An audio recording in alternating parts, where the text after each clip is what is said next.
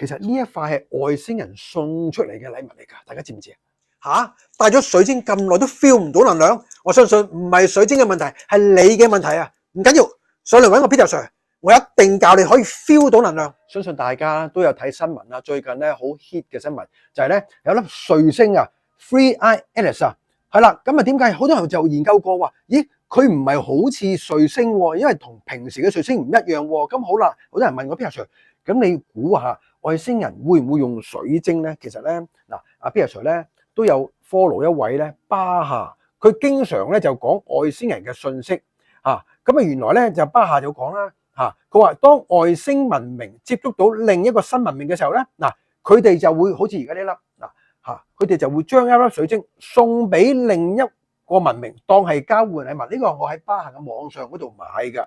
咁啊原來咧佢哋呢個 logo 係佢哋嗰個即係佢哋自己嘅即係嗰啲所謂嘅外星人嘅一啲個符號啦嚇，代表自己啦嚇。因為點解水晶係儲存信息、放大意念，好啦，令到大家咧就可以咧一個文明嘅禮物。咁啊，其實水晶咧可以咁講係一種能量嘅語言。咁大家如果你話有陣時交朋友都好，你亦都可以將水晶送俾佢。其實呢個咧係雙方咧喺呢個文明裏邊咧係都可以得益嘅喎。